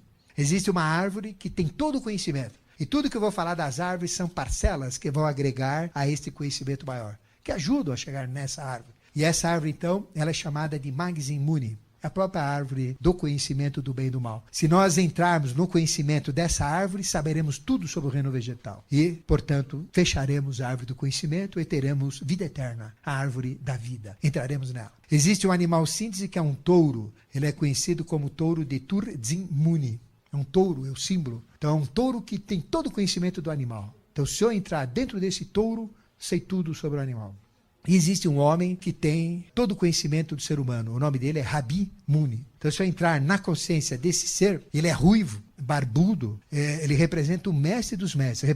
Ele não é um adepto, ele representa o padrão da humanidade. Então, onde está o homem hoje? O homem hoje é Rabi Muni. Então, quem é o homem padrão hoje, que representa o homem? É ele. Então, ele representa a personificação de toda a humanidade. Ele representa toda a experiência do grego, do romano, do chinês, do japonês, do norte-americano, de qualquer raça. Então, ele representa o padrão do homem atual. Onde o homem chegou no conhecimento, é ele que tem. Então, ele é o próprio padrão do homem atual. E existe a síntese. Então, se eu entrar na síntese dele, eu sei tudo sobre o homem hoje. Síntese material. Então, ele se manifesta materialmente para mim. Se eu entrar na síntese espiritual dele, eu sei onde o homem vai chegar até 4 bilhões 320 milhões de anos. Hoje nós estamos com quanto? 1 bilhão 955 milhões 884 mil 803 anos. Falta muito para chegar em 4 bilhões 320 milhões. Não chegamos nem na metade. Então, representa este padrão. Por exemplo, a pedra de Agzin Muni, a pedra material, tem todo o registro até o momento. Só não vai ter o quê? Os esqueletos futuros e as experiências futuras que ainda não aconteceram. Vegetal, todo conhecimento até esse momento. Animal, todo conhecimento do animal até esse momento. Hominal, Rabi Muni, todo conhecimento nesse momento. E se entrar nos aspectos espirituais até o final da evolução. Então, eu sei tudo o que vai acontecer para frente, que ainda não existe, mas existem possibilidades para acontecer. Então, existem 4 níveis, 4 pontos de conhecimento, 4 registros. Mineral é o Ag, vegetal é o Mag, o animal é o Tur e o hominal é Rabi. Agmatur Rabi. Esse é o nome sagrado demais para ser pronunciado. Bom, em cima disso, vamos começar a falar então das árvores principais. Na evolução, todas as árvores são importantes dentro do metabolismo, dentro da fisiologia. Não existe nada, olha, eu vou dizer uma coisa para vocês, não existe nada manifestado que não tenha uma função. Nós é que somos ignorantes e que não sabemos. Tudo tem uma função. Nada foi criado por acaso. Acaso é algo que o homem desconhece. Nada é casual, tudo é causal, tudo tem um motivo, tudo tem uma aplicação. Cada vegetal, cada inseto, cada animal. Mas caramba, o hipopótamo é tão diferente, a girafa é tão diferente, a barata, o rato, tudo tem uma função. Se a gente entrar no conhecimento, nos registros, no instinto deles, saberemos tudo qual é a função deles. E a barata tem uma função maravilhosa. Sabe qual é a função maravilhosa que a barata tem? O homem nunca vai conseguir destruí-la. Sabe por quê? Ela preserva a vida. A barata foi o primeiro ser que surgiu e vai ser o último a desaparecer na face da Terra. Pode ter explosão atômica para todo lado. A vida não para, a barata preserva a vida. Não quer dizer que vocês têm que amar a barata, mas também não tem que ter ódio dela, ela tem uma função. Ela é preservadora da vida. Então a barata é importante. Então vamos falar agora das árvores principais. Então vejo que na evolução todas as árvores são importantes, todas as árvores têm realmente um significado. Vamos falar das árvores principais. Todas são importantes, mas existem aquelas que aceleram todo o processo evolutivo e nos facilitam chegar nessa árvore síntese, nessa árvore de Magzimuni. Ninguém chega na árvore da vida se ele não pegar estes 4 símbolos. Agora, se eu tiver só este símbolo, eu chego lá. Se eu tiver só árvore, eu chego na árvore. Porque ela é árvore, aí eu vou chegar em tudo sobre a árvore. Mas para chegar nos outros, eu tenho que ter tudo completo. Tenho que ter o animal síntese, tenho que ter o homem síntese também. Então, estes padrões, eles são representativos dos padrões dos próprios duijas, que são folhas soltas, seres especiais colocados no meio da humanidade. São padrões dos mestres, dos adeptos, dos manus, dos avataras e os padrões da própria humanidade. Então, se eu seguir os mestres, eu sou ligado a Kutume, eu sou ligado a Serapis Bey, eu sou ligado a Djwalkur, a Moria, a Hilarião, eu sou ligado a São Germano. Então, se eu sou ligado no mestre, eu vou chegar a qualquer mestre nesses símbolos, que são sínteses. Tanto faz se eu sou chinês, se eu sou brasileiro, se eu sou budista, se eu sou católico, os símbolos são sempre os mesmos. E aqui vem os arcanos. Então, junto com aqueles 4 símbolos, nós temos os arcanos também. Estes símbolos estão escondidos dentro dos arcanos. Estão nos próprios arcanos. Então, veja, no Apocalipse 2, diz o seguinte no Apocalipse 2, ao que vencer, dar-lhe-ei a comer da árvore da vida que está no paraíso. Então, se eu vencer o arcano 2, eu chegarei na árvore da vida. É o que diz a linguagem dos arcanos. Então, uma dica para vocês entenderem todo esse conhecimento, essas cartas do tarô. Quando vocês estudarem vegetal, botânica, coisas relacionadas ao mundo vegetal, fitoterapia, tudo que é relacionado a esse conhecimento, vocês têm 4 cartas aqui. São as mesmas cartas da alma nossa. Porque a alma foi onde nós caracterizamos na expulsão do paraíso. Ali que nós deixamos de ser animais e passamos a ser seres humanos. Foi com o figo. Nós começamos dando uma mordida no figo e aí começou. Então veja, Apocalipse 2, ao que vencer, dar-lhe de comer da árvore da vida que está no paraíso, o arcano 2. Então já tem uma dica, o arcano 2 é o arcano que vai permitir vencer e chegar nessa árvore da própria vida. É o retorno. O Apocalipse 7, não danifiqueis as árvores até que tenha selados as testas dos 144 mil selados. Então o Apocalipse 7 também fala disso. Ou então, o arcano 7 também. O que acontece ali? Ele dá. Sabe no Apocalipse 6 o que acontece? Saem aqueles anjos, anjos da morte. Então sai o cavaleiro branco do domínio, com uma espada na mão. Depois sai o cavaleiro vermelho da guerra, com espada também para matar, para girar morte. Depois sai o cavaleiro negro da fome, que nós vamos falar dele. E depois sai o cavaleiro amarelo da peste. 4 cavaleiros do Apocalipse. Então veja, o carro, que é o Apocalipse 7, que corresponde ao carro dentro do tarô, ele diz isso, não danifiqueis as árvores até que tenha selados a testa. Então é a selagem das testas. Quantos salvos existem? 144 mil. Quantos vão ser salvos? 12 mil das 12 tribos de Judá. Alguém aqui é judeu? Real mesmo, judeu? Não tem nenhum judeu? Então, nenhum de vocês vão ser salvos. Brincadeira. Isto só vale para os judeus. Quantos judeus existem no mundo? Derivados das 12 tribos de Judá. São milhões. Quantos vão ser salvos? De acordo com as profecias no Oriente Médio, enquanto eles não se aceitarem como irmão, não sobrará pedra sobre pedra e somente 144 mil serão selados. Isso não quer dizer que nós, brasileiros, os japoneses, os franceses, os ingleses, não vão ser selados. Isso é válido para os hebreus. Então tem mais gente selada. E já tem muita gente pronta, que não é hebreu, já no mar de vidro que o Apocalipse fala, esperando o juízo final.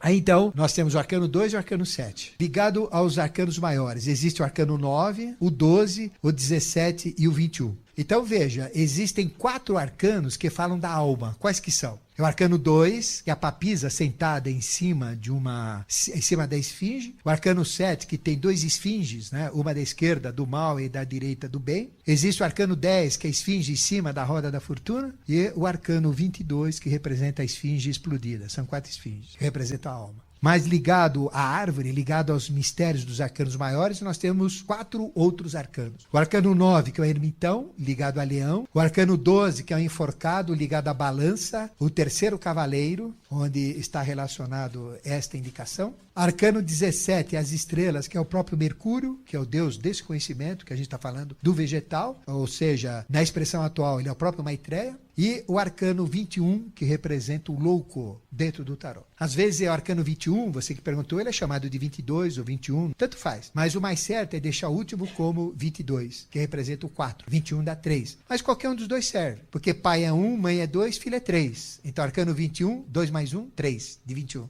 Ou então é 1, 2, 4. Se você está seguindo 1, 2, 4, é o 22. Mas os dois valem como final. Agora o final mesmo é a vitória. Representa arcano 22, que nós vamos mostrar.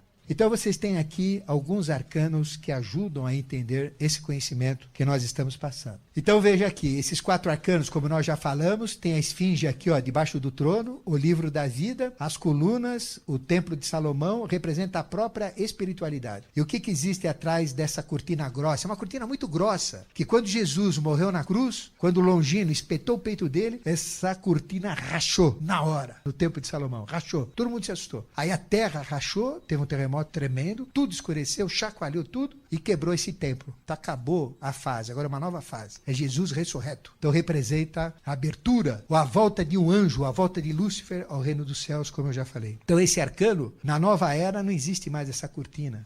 Então aqui tem a esfinge, tá vendo a esfinge lá? Aqui de baixo, escondidinha. Até ela puxa a roupa para a esfinge aparecer. Aqui tem duas, a da esquerda trevas, a da direita luz. Se transformando andrógenos, homem e mulher, mostrando que nós nascemos homens e mulheres, e o carro, que é a própria evolução, que também tem o formato andrógeno. Aqui tem o arcano 10, representando a esfinge, que já está semi-transformada, tendo a espada, a bagueta ainda não pegou, mas tem as asas, tem o corpo humano, mas tem a traseira, que ainda é a mesma traseira daqui, ó. Não chegou na evolução completa, está evoluindo. Arcano 10, roda da fortuna. E aqui é a mesma esfinge aberta, como a gente falou, né? Porque a esfinge, ela tem flancos de touro, garras de leão, seios de mulher, ou anjo, que permite ser anjo, e asas de águia. E aqui vem o 22 que eu falo, que acabou. Então, explodiu a esfinge, acabou a evolução. Então, essa esfinge aqui é esta esfinge. Então, aqui ela está começando, é andrógena, é uma só. Aqui ela é polar. Aqui é todo o jogo polar se transformando na esfinge. E aqui é a esfinge aberta. Isso a gente já falou para vocês, mas estas duas cartas estão relacionadas ao conhecimento da árvore também.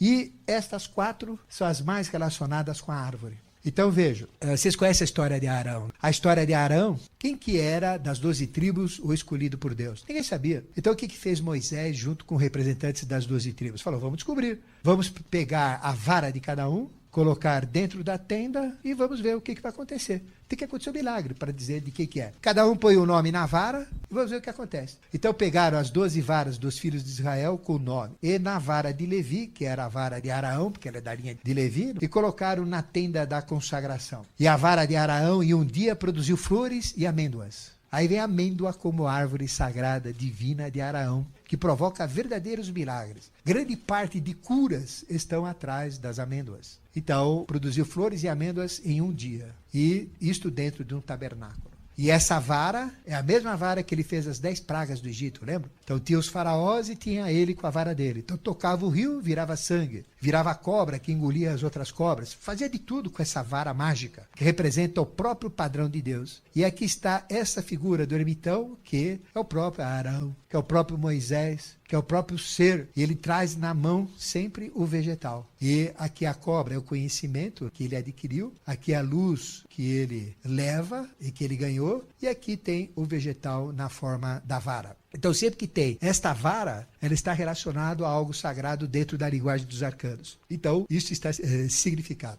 E esta vara de Arão, ela foi colocada dentro da Arca da Aliança. É um dos mistérios da Arca da Aliança. Ela tem toda a síntese do próprio vegetal. Nós podemos dizer que essa vara de Arão é um pedaço da árvore da vida. É um pedaço da árvore do conhecimento. Então, é um pedaço da árvore de Maximune. Se vocês falaram, onde está a árvore de Maximune? Está aqui na mão dele, olha. Essa é a árvore de Maximune. E ela tem quantos pedaços? 8. 1, 2, 3, 4, 5, 6, 7, 8. Ele é o 9º pedaço que forma o adepto. É o conhecimento da árvore. Outro arcano que está ligado diretamente à árvore é o arcano 12, onde tem o enforcado. Esta figura é a que mais representa de todos os tarôs, é a mais próxima da realidade deste arcano mesmo. É a mais forte. Não tem uma figura igual a essa. Então, se vocês quiserem entrar dentro desse arcano, durmam com ele na cabeça. Vocês vão entrar dentro dele. É fantástico. E aqui veja a árvore. Então aqui você tem 6 nódulos, dando 12, identificando o arcano, e ele está preso pela perna. Mas lembra que o arcano, só vou falar isso, a gente não pode falar, mas o arcano, ele representa o contrário do que está aqui. E veja as árvores. A árvore da esquerda e a árvore da direita. Então quem é essa figura do arcano 12? É aquele que vai levar a humanidade ao encontro das 2 árvores do paraíso. Quantas árvores tem no paraíso? Uma da esquerda e uma da direita. Então é a árvore do conhecimento do bem e do mal e a árvore da vida. Então o personagem do arcano 12 é o personagem mais forte, é o máximo que o ser humano consegue chegar. É arcano 12. Acima disso é só ser de hierarquia mesmo. O ser humano chega aqui. Então o 12 é 3 a mais do que ermitão. Ermitão é 9, ele é 12. E 12 dá 3, é o conhecimento completo. Então este ser é o que vai levar vocês nas árvores da vida, do conhecimento do bem e do mal. Vocês estão fazendo a correlação da Bíblia? Porque a Bíblia está aqui dentro. Então aí as 2 árvores, a do bem e a do mal, que é esta árvore aqui, e esta é a árvore da vida. Então veja, você tem 2 cores. O vermelho, que é do bem e do mal, e o branco, que é da própria vida. Então, está quase perfeita essa figura. Falta só alguma mudança nela. Mas as 2 árvores estão aqui. E 12 é o limite. E à medida que nós adentramos nesse conhecimento, nós vamos entrando dentro desse arcano. E quem é que fala do conhecimento das árvores? Ele que fala. Essa figura que tem. Esta e essa. Quem que é a entidade que cuida disso? É o arcano 17. Qual é o arcano 17? Mercúrio. Então aqui é Mercúrio. Então Mercúrio, veja, ele tem ouro e prata. O ouro ele joga na água, porque a água é a renovação, e a prata ele joga na terra. E veja, é uma mulher representando... Essa é a figura de Maitreya. Vocês querem conhecer Maitreya? Essa figura. Então entra dentro dessa figura que vocês entram dentro da consciência de Maitreya. E Maitreya é homem ou mulher? Ele é andrógeno, mas pode ser homem, pode ser mulher. Qual é a tônica que vai prevalecer? Tudo indica que é feminino, mas não sei, depende dele. E veja, a barriguinha aqui já está saliente. Deve estar com quantos meses? Uns 4, 5? Está grávida, tá vendo? Então o que significa? Renascimento, significa transformação. Está esvaziando ouro e prata, sol e lua, bem e mal. É final de ciclo, para começar um novo ciclo. E o símbolo de Maitreya é uma borboleta aqui, olha onde eu estou apontando, tá vendo? É uma borboleta. E a borboleta está pousada onde? Numa flor, aquilo que eu falei para você, tocando o astral emocional. Uma árvore que está começando a crescer. E é uma árvore que ela é dupla, ela tem um lado esquerdo e um lado direito. A árvore ela é negativa e positiva. Então veja, a borboleta representa a transformação do quê? Vocês conhecem a história da crisálida, da lagarta que vira borboleta, não é fantástico? Então é o próprio anjo caído que volta para o céu, representado pela borboleta. Então o símbolo dos anjos caídos que voltam para o céu e voltam novamente para a terra é a borboleta. É a lagarta que rasteja na terra e que vira borboleta aos céus. Então essa figura é a figura mais forte de Jesus voltando, a figura mais forte do Avatar da nova era, a figura de Maitreya. E Mercúrio. Maitreya quem que é? É Mercúrio que está voltando. Então tudo que nós estamos falando, nós estamos fortalecendo conhecimentos de Maitreya, o 6º aspecto de Melquisedeque. Aqui seria o adepto, o homem e mulher que conseguiu dominar o conhecimento. Aqui representa o máximo, aquele que consegue levar entre as 2 árvores, do conhecimento do bem e do mal e da árvore da vida. Aqui é todo o conhecimento que eu estou passando para vocês e aqui indica onde ele atua, tá vendo? É fantástico. Você vê Mercúrio atuando no vegetal, a borboleta pousada na flor. E a estrela, é conhecido como estrela. E aqui então tem este outro arcano que tem o quê? Tem 2 baguetas agora, tem 2 paus. Esse tem 1, esse tem 2, é esse que te leva lá para dentro. Então o que ele tem aqui dentro, olha? Ele tem o quê? O que está levando nas costas? O conhecimento da expulsão do paraíso, da árvore proibida do bem e do mal. Ele tem o conhecimento de todas as árvores relacionadas ao bem e do mal nessa mochila aqui dentro. Então ele segura aqui com a mão esquerda, do lado direito, mostrando essa polaridade, exatamente esse conhecimento. E este outro cajado, tá vendo? É o cajado do poder. Para onde que ele vai então? Ele tem 2 árvores aqui, ó. São essas 2 árvores na mão dele. Ele tem 2 poderes. A árvore do bem e do mal e a árvore da vida. A árvore do conhecimento do bem e do mal e a árvore da vida. Veja, está aparecendo até as nádegas dele. O animal está querendo segurar, mas ele está indo embora. A flor já murchou, que ele já está indo para outro processo. E aqui tem o sapo da transformação, que ele vai se transformar numa outra coisa. É o grande segredo. Meditando nesse sapo, você já viram a história das princesas que beijam um sapo e aparece um príncipe? Então, aqui, este sapo é o que vai mostrar muita coisa dentro desse arcano. Mas aqui eu já estou dando muita dica para vocês aqui, olha. Essas duas e essa. Aqui também são duas, tá vendo? Acima dessas são duas. 2, 2, 2. Bom, árvores sagradas. Esse conhecimento que eu vou passar para vocês é uma síntese da Bíblia inteira. Então faz conta que vocês conhecem a Bíblia inteira. Então é uma síntese completa. E existe, por exemplo, no livro Juízes, para ungir um rei. Esta parábola, esta conversa, ela é ligada a Jotão. E Jotão foi um dos 70 filhos que escapou, só escapou ele. E Abimeleque era um moleque e matou 70 filhos de Jorbaal. E ele escapou. Isso aconteceu no Monte Gerizim dos Siquemitas. Siquemitas é a raça de Diná. Diná, os siquemitas são interessantes, eles não são judeus. Mas para que Diná se casasse com judeus, todos eles fizeram circuncisão, não sendo judeus. Aí os filhos de Levi ficaram com ódio deles, porque eles fizeram circuncisão sem serem filhos de judeus, porque para identificar os judeus é a circuncisão, que é a aliança com o sagrado, aí vem a aliança de Javé, que é a circuncisão, aí mataram todos os siquemitas. Então foram terríveis. Os filhos de Levi eram terríveis. Então, para ungir o rei, as árvores então começaram a falar. Fizeram uma assembleia, aí chamaram para a oliveira. Oliveira, reina sobre nós. O que faz a oliveira? E eu vou reinar, vou deixar o meu azeite, que tantos deuses como os homens prezam. Então veja a importância da oliveira. Foi a primeira a ser chamada. Então nós falamos que existem duas árvores sagradas. Quais que são? Figueira e videira. Então vão marcando. Aqui tem mais uma que é a oliveira, que produz azeitona, o azeite. Então ela foi chamada, mas ela não quis. Ela falou, não, eu não vou deixar meu azeite para os deuses e para os homens, que tanto prezam. Eu vou continuar fazendo. As aves disseram, figueira, olha a figueira aí também. Vim e dominai. A figueira responde, deixarei eu meu bom fruto para reinar sobre as árvores? Eu não. O mesmo disse a videira. Olha a terceira, é a videira. Isto é bíblico, isso é sagrado. Deixaria eu meu bom vinho para dominar sobre as árvores? Lógico que não. E dessa maneira cada uma foi escapando, ninguém quis ser dona do negócio. Aí sobrou um lá. Esse um então falou, eu topo. Aí perguntaram pro último, não tinha mais ninguém, chamaram então o desgraçado. Praga do paraíso, é chamado de praga do paraíso. Era a única coisa que na época não machucava, mas não deixava de ser uma boa praga. Era o espinheiro. Aí o espinheiro aceita. O espinheiro aceita e diz, se me unges como rei, refugai debaixo de minhas sombras. Ou seja, veio para debaixo da minha sombra. Venha sentir meu espinho. Isso que ele está chamando. Se não for assim, saia do fogo do espinheiro e consuma os cedros altivos do Líbano. Ou seja, tem que entrar na dele, tem que sofrer. Então aqui vem o sofrimento. Porque Deus, quando expulsou Eva e Adão, falou isso para eles, que eles tinham que comer, viver do espinheiro. Ou seja, do sofrimento, tem que ser duro o negócio para chegar num processo melhor. Então, aqui a gente vê a importância das árvores que eu falei, biblicamente falando. Então vamos de novo, figueira, videira e oliveira. Isso é importante. Espinheiro é o karma. Então vamos falar um pouquinho da figueira agora. Então, a figueira ela é conhecida como a ficus religiosa. Ela é a árvore de Bo, é a árvore de Buda, a árvore do budismo, onde Buda conseguiu a iluminação. Você sabe que Buda, ele era um príncipe e ele foi criado afastado da humanidade, até que quando ele já estava bem moço, 28 anos de idade, que ele tinha o número da evolução, ele fugiu do castelo e foi ver como o povo vivia. Pensava que todo mundo vivesse igual a ele. Aí ele viu a miséria, viu a fome, viu a violência, viu a pobreza. Então ele largou tudo e falou, vou mudar esse mundo. Aí ele começou a mudar, começou a pregar e tornou-se um trapista, podemos dizer. E daí, meditando debaixo da árvore de Bo, ele adquiriu então a iluminação integral, a consciência integral. Lá ele adquiriu a iluminação e o nirvana.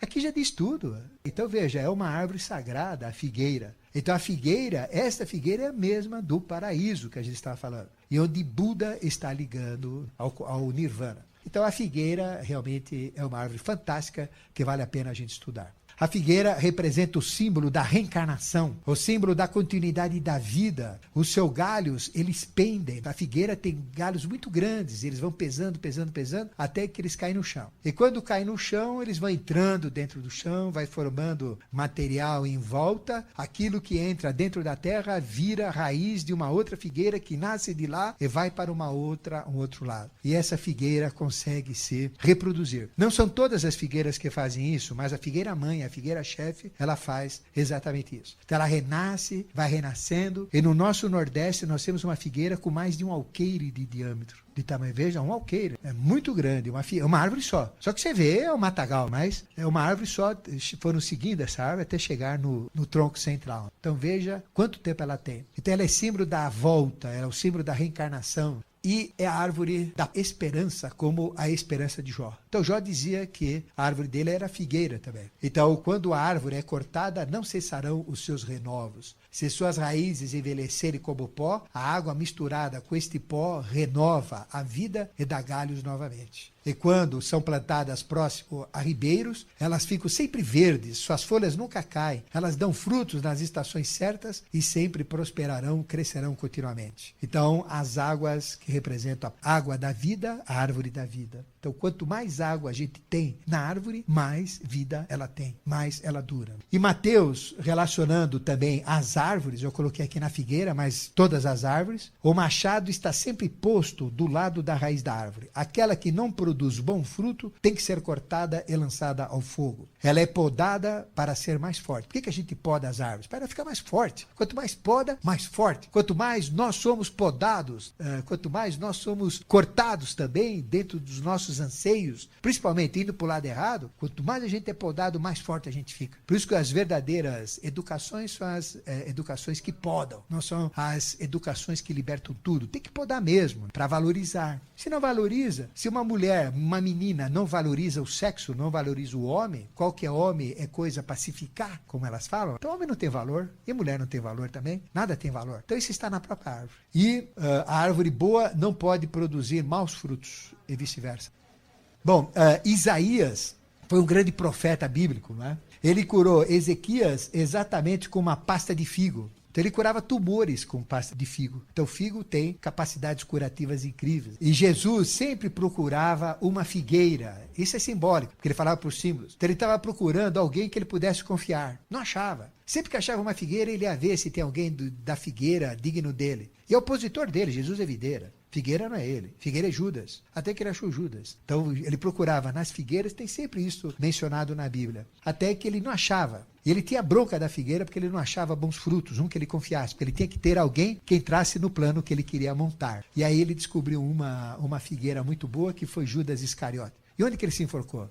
Na figueira, exatamente na figueira, terceiro da figueira. Agora, que diferença tem Buda? Agora eu vou chocar vocês, que diferença tem Judas com Buda? Nenhuma. Judas é Buda. Você fala, nossa, mas como é que pode? Que blasfêmia. Não, são da mesma árvore. É só ler na história. Um adquiriu o nirvana e o outro se enforcou. Mas por que Judas se enforcou? Porque Judas foi um herói. Na Santa Ceia existiam 3 Jesus. Um humano, que era João Batista, cortaram a cabeça dele e saiu de cena. Esse que passava o que a humanidade queria. A humanidade ficou órfã. O Jesus falava mental abstrato, mental angélico, ninguém entendia o que ele falava. Tanto é que ele só falava por parábolas. E o que ele fala gerou mais de 500 religiões. Ninguém se entende o que ele fala, ninguém entende a Bíblia. O Novo Testamento ninguém entende, é mais fácil entender o Velho do que o Novo. Então ninguém entende. Então falava por parábolas. E tinha o outro, que esse então falava por intuição, que era o irmão gêmeo de Jesus, que a gente chama de Urqueme, que eu já expliquei para vocês. Então sobraram 2. Aí João Batista, que é o padroeiro da maçonaria, aquele que passava o conhecimento. É o Cristo humano. Então existem 3 Cristos. O Cristo humano,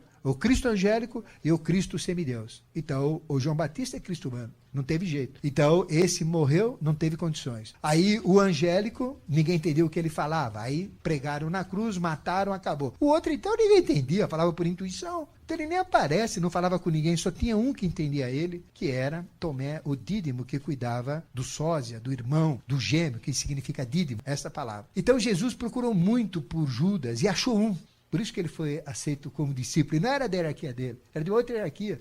Não era da videira, ele era da figueira. Só que ele confiava nele. E no momento da Eucaristia, quando teve o ritual da Santa Ceia, o cálice já ficou mais ou menos ajeitado para ser buscado depois por José de Arimateia e Nicodemos. Aí ele chegou para Judas, antes de terminar tudo, falou, Judas, sabe o que você tem que fazer? Sei, vá e não erre, faça o que tem que ser feito. Judas, vou cumprir. E ele foi. E o que foi Judas? Judas foi fazer um papel de Judas mesmo, de sem vergonha. Ou seja, ele não foi entregar o Jesus que morreu na cruz. Ele tinha que integrar o que dava consciência, que é aquele de sexto princípio, que é Micael, que é o Mercúrio, que é esse que nós estamos dando conhecimento, que é Hermes, o Trismegisto, o Tote, o Mercúrio, o sexto princípio, que é o próprio Maitreya que vai voltar agora. Então, na realidade, quem vai voltar de Jesus não é o que morreu na cruz. É o Jesus acima dele, é Maitreya. Maitreya é acima do que morreu na cruz. Então, ele tem muito mais consciência do que o outro. Mas é o mesmo, porque um ser se manifesta em três. Deus é uno em essência e trino em manifestação. Por isso que tem Jesus terreno, humano, Jesus angélico e Jesus semideus. Então, ele foi entregar. E o que as hierarquias quiseram? O pacto. Ele ia entregar Micael, que eles não conheciam quem era. Então ele falou, vou entregar aquele. Sabia que ele existia, mas não sabia quem era. Porque ele vivia sempre escondido. Aí ele falou, vou entregar. Só que ele entregou errado. Ele foi aquele que eu vou beijar o rosto. E ele beijou o rosto de Jesus, o que tinha que morrer mesmo. Porque quando ele morreu, com todo o sacrifício que ele teve, ele atingiu o que faltava para ser o primeiro anjo caído a retornar ao reino dos céus. Todos os outros não conseguiram. Buda não conseguiu, Krishna não conseguiu, mais de 100 Horácio não conseguiu, Davi não conseguiu, Moisés não conseguiu, Sansão não conseguiu, ninguém conseguiu. Ele, Jesus, foi o primeiro que conseguiu. Aí vem a ressurreição, aí você vai entender o que é a ressurreição. É o anjo caído que retornou ao céu, porque ele caiu no meio da humanidade no paraíso e foi o primeiro que voltou. E quem fez isso foi Judas. Judas fez o jogo. E para não aparecer, assim que ele entregou o errado, o quinto, não, o sexto, ele entregou não o que tem consciência maior, mas o outro que tinha que sofrer, que tinha que morrer para voltar. Aí então ele se enforcou por troca de 30 dinários. E aí aparece Judas se matando na figueira. Ou seja, ele é comprometido com a figueira. É comprometido. E a figueira é símbolo de honra, é símbolo de lealdade. E Judas foi leal. Então, na realidade, ele é um herói, ocultamente falando. Na tradição é um sem vergonha, é um cápula. E Judas está vivo no nosso meio. Está mais perto do que vocês pensam. Não sou eu, não. Mas eu, por exemplo, já pratiquei esporte com Judas. Já joguei com Judas. Ele rouba para burro. É sem vergonha, é ladrão, rouba para burro mesmo. Né? Mas tem um pouco mais de idade, vai estar aí, né? Vai ter outro Judas, são 7 Judas. Precisa ver os 7 Judas, não só. Então veja, traidor ou herói? A resposta é herói. Judas foi o herói, ocultamente falado. E nessa parábola, existe uma outra parábola. Quando os ramos estão tenros, isso é o Jesus que falava isso. Quando os ramos da figueira estão tenros e brotam folhas, o verão está próximo. O verão é o sol. Então, a hora que a figueira consegue ser nova, consegue se renovar, aí ela está perto do sol. É isso que ele quer dizer. Ele foi buscar em muitas figueiras e não achou. Foi achar Judas. E o episódio dele foi na busca de Judas mesmo. E disse, então, corte... perguntaram para ele, que ele amaldiçoava todas as figueiras. Então, um dia perguntaram, mas por que fazes isso, ó mestre, com as figueiras? Ele falou, não, dá uma chance. Corte ela até lá embaixo. Coloque aduba e espere. Se der fruto, fica com ela. Se não der, corta mesmo. Agora, o fruto da figueira de Judas deu fruto, permitiu que ele voltasse. Então, a figueira é a árvore do pacto. Vocês querem fazer um pacto forte? É debaixo da figueira. O pacto mais forte que tem é jurar debaixo de uma figueira. É compromissar debaixo de uma figueira. Tanto é que tem casamentos. Muitos japoneses, inclusive eu fiz uma viagem de Tóquio para o Havaí, ganhei um prêmio por um trabalho. E aí fui para o Havaí. E vieram muitos japoneses, japonesas, etc. E muita gente que tem muito dinheiro vai para o Havaí, japoneses ricos. Então o que acontece? Eles fazem casamento lá no Havaí, para ter um pacto para o resto das vidas. E diz que esse casamento é foguete. Eu fui nessa árvore, na figueira do casamento que tem no Havaí. É linda. É uma árvore que você fica perto dela, você fica arrepiado. Porque os galhos caem, entram na terra, voltam, sobem. Aí eu vi uma figueira dessas, que vem e volta. Eu vi, isso existe lá. Então a figueira realmente é uma árvore fantástica que vale a pena a gente estudar.